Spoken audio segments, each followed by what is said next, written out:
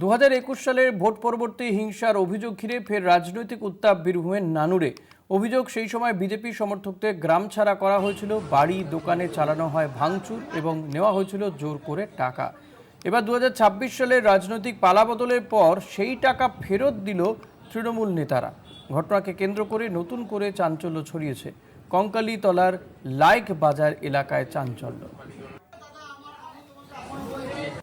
2021 সালে আমি বুথ সভাপতি করেছিলাম বা ভারতীয় জনতা পার্টি করার জন্য আমাকে মারধর করা হয়েছিল। আমার বাবাকে মেরে 4টে পাঁজর হাড় ভাঙিয়ে দেওয়া হয়েছে।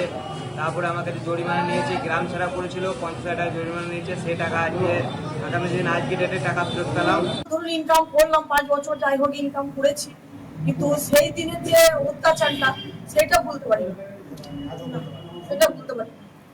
মানুষের মাধ্যমে এখানে চলেছে, তার কিছু পোশাক গুন্ডা তাদেরকে নিয়ে কন্টিনিউয়াস এরকম ভাবে করেছে, প্রত্যেক মানুষের উপর অত্যাচার করেছে।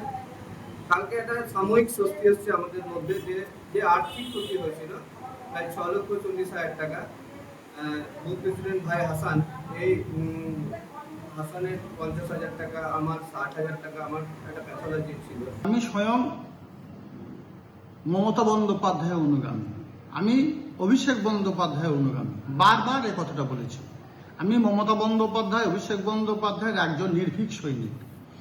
2021 সালের যে নির্বাচনের কথা বলছেন, যে ভোট পরবর্তী হিংসার কথা বলছেন, 2021 সালে কাজল শেখের ক্ষমতা, কাজল শেখের দায়িত্ব চারকোলগ্রাম গ্রাম পঞ্চায়েতের মধ্যে সীমাবদ্ধ ছিল।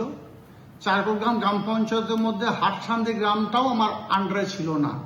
স্বভাবতই তৎকালীন সময়ে যদি কঙ্কালীতলা গ্রাম পঞ্চায়েতে কোনো ধরনের বিশৃঙ্খলা, কোনো ধরনের দুর্ঘটনা, কোনো ধরনের অপ্রীতিকর ঘটনা ঘটে থাকে, বা কেউ কারো কাছ থেকে যদি টাকা নিয়ে থাকে বলপূর্বক, জোরপূর্বক, তাহলে সে বিষয়টা আমার জানার কথা নয়।